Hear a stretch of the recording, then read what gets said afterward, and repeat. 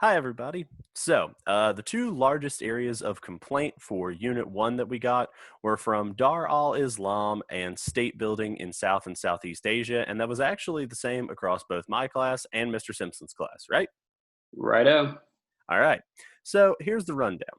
Rather than go over our PowerPoints and do a piece by piece look at that or even just film them again, we're going to use our webcam, some Zoom meetings, and go over stuff that was either not explicitly in the course material that we covered or stuff that may have been a little bit vague.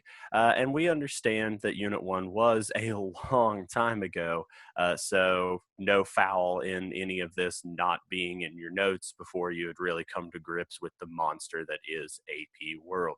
So, we are going to throw in a few maps and such, but this isn't going to be annotated except for whatever YouTube comes up with on the automatic closed captioning. So please, please, please, when necessary, pause the video and email myself, Simpson, or both if you need more details on any of this stuff.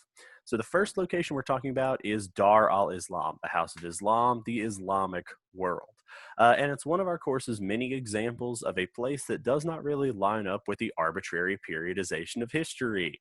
Indeed, the establishment of Islam, the waves of conquest that emanated across the Middle East, North Africa, and Europe, all that took place in the 600s through 700s, more or less, which is well before 1200, our course's arbitrary start date.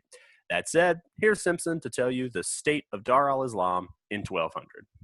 Hey, everybody. Hope you're doing well.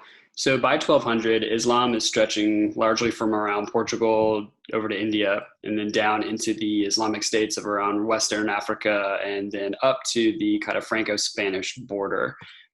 And while the early Islamic caliphates had been unified political entities under the control of a single individual, by 1200, the Abbasid Caliphate was divided into many separate parts, many of whom only paid lip service at best to the caliph himself. In the time period we're talking about, so around 1200 to 1450, multiple new Islamic states arose as the old caliphate fell apart. We're going to take a quick look at those right now, so you might want to get those down, even if you're pretty comfortable with Dar al-Islam in general. The first place we're going to look is just slightly over from the Arabian Peninsula, of course, Egypt. In Egypt, these high-ranking slave soldiers called Mamluks seized control of the government in the early 1200s because it's actually a really bad idea to enslave people and then give them weaponry. The Mamluks integrated themselves into the Mediterranean trade networks, becoming fairly wealthy on the sugar and spice trade from the Middle East during this time period, really up until post 1450, and Europeans kind of ditching or greatly reducing the Mediterranean trade in exchange for their new trade across the Atlantic, which we'll talk about in a couple of units. Meanwhile, in the Middle East, Turkic peoples were making some noise. Simpson? Yeah, so that noise is kind of a big deal, but again, they're largely coming from Central Asia, and largely they started to conquer and control their own sultanates. And with the Seljuk Turks forming the first major Turkic sultanate, eventually one became the most important Islamic states in history, and that's the Ottoman Empire, which is also ruled by the Turks. Yeah, if the fact that the Ottoman heartland is called Turkey today didn't clue you in on that. It's also worthy to remember that the Abbasid Caliphate itself was pretty much obliterated by the Mongols in the mid 1200s. We are painting with a broad brush here, guys. A lot of these places do have more intricate and politically interesting histories, but we simply do not have time to do that. Now, we do have to talk about the expansion of Islam through non-conquest. Namely, outside of Europe, North Africa, and the Middle East, Islam usually spread along trade routes. Muslim merchants would bring their religion to West Africa. Mali is the key example, if you remember Mansa Musa and all that. Alongside East African trade states on the Swahili coast, as well as Indonesia. And the reason for this is simple. Those locations had valuable trade goods. Everybody everywhere wanted them. Muslims were the principal merchants carrying stuff from point A to point B. And in order to get a deal, provide some cultural unity, rulers and merchants tended to convert to Islam. Now, With that said, here's a little bit on religious syncretism in West Africa, East Africa, and Indonesia from Mr. Simpson. Yeah, so in West Africa, East Africa, and Indonesia, Islam started as the religion of the upper classes, and it frequently mixed and mingled with local traditions once it reached the lower orders of society. While Islam remains the dominant religion of all those regions today, it took a very long time to override local customs in those places. And we should really identify that in some places it still hasn't fully actually taken over local customs. Yeah, and that's one of those things I wanted to address. It's highly likely that this year's DBQ is going to be focused upon a theme: culture, society, religion. If you get a religious syncretism question, it would be great to pull in West African Islam and, for example, Ibn Battuta's horror at the unveiled women of Mali, or the discussion of how Indonesia, far from the Islamic heartland, is the largest Muslim state in the world today. All that is a good example of syncretism or of the spread of religion through trade, and it's the sort of thing that could be a useful outside evidence point or contextualization, as the case may be. Let's cut back to the culture of Islam. We could not hope to go over the cultural layout of Dar al Islam, and so we chose to just keep this political. So, if you are in any way, shape, or form struggling with the culture of the early Muslim world, what you have to do is crack open your online AMSCO. Pages 16 through 19 do a great job of showing what Islamic culture was like during that first time period from 1200 to 1450.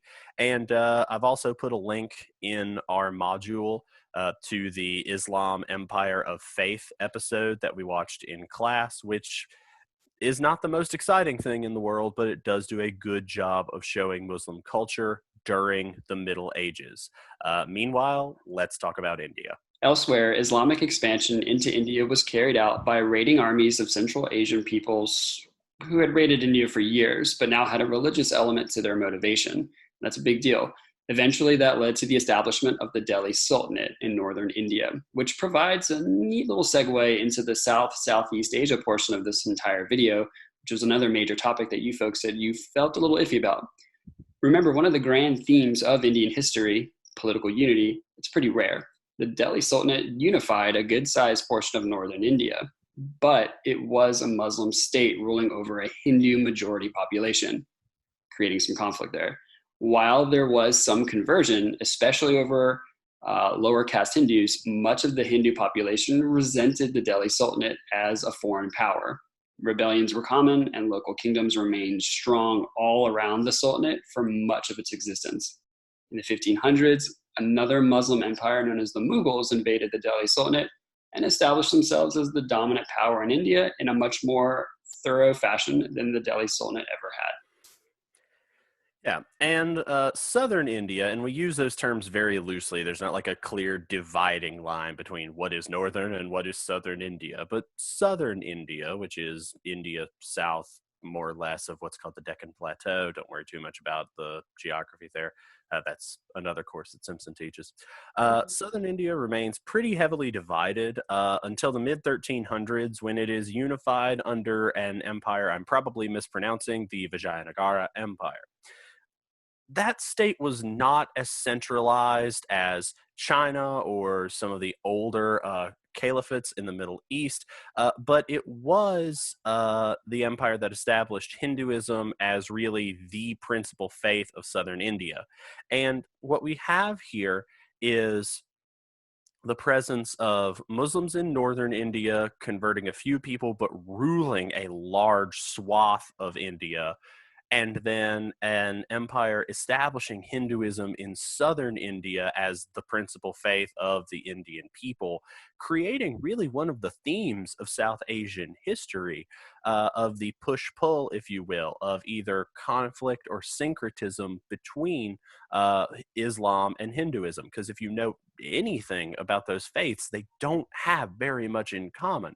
So this discussion of, are they going to get along or are they going to fight, is really going to be woven deeply into Indian history, as those of you who know basically anything about India or Pakistan for that matter should be well aware of. Um, we're going to go to Southeast Asia now. Simpson, take it away because I want to make you say the empires. Yeah, you would, I'm sure. And because of that, I feel kind of salty and spicy about it. Hey, spices. Hey, which by the way, don't forget we that pumpkin spice video still out there in the internet. In Southeast Asia, your watchword for political development, it's trade. Our old friends, the Srivijaya and the Majapahit in what is now Indonesia, these are spice trading kingdoms with trade connections throughout the entire Indian Ocean basin. I want it This pointed is out that this is the last time you will get to hear those empires said, so please feel free to rewind this video as needed. I might have to edit that and make sure it does it too. Spices, especially our friends cinnamon, cloves, nutmeg, have been central to the developments of multiple states in the region. So we want to make sure you keep that one in mind. On land, the Khmer Kingdom in what is today Cambodia built the massive temple complex of Angkor Wat, which started out as a Hindu temple but was converted to a Buddhist site when leadership converted to Buddhism. Is a very good study of religion in the region. Hinduism started out as the principal faith of much of Southeast Asia due to trade links with India. But Hinduism isn't a proselytizing faith. They don't send out missionaries to convert people. So, when Buddhism stepped onto the scene, Buddhists began to send a lot of missionaries to the region, and for a while, most of it was Buddhist. Southeast Asia on the mainland, Vietnam, Cambodia, Laos, stayed Buddhist majority up and unto the present day. Indonesia, which had valuable spices and was trading with the Middle East, began to see in this time period the establishment of merchant colonies of Muslims throughout its trade states, which would eventually lead to it being a Muslim majority nation. All of which is a big deal because it turns out that trade can spread a whole lot more than just nifty spices. Delicious cinnamon. And I believe that covers the topics. Again, if you have questions, please contact us. You can send an email to both of us simultaneously. You can send a remind. You can probably send a message on Canvas. Yeah. Um, but we're working our way through grading your DBQs and such. There will be some more stuff on that posted onto Canvas. Thank you guys so much for listening, and we will see you all in the future. Bye. Cheers.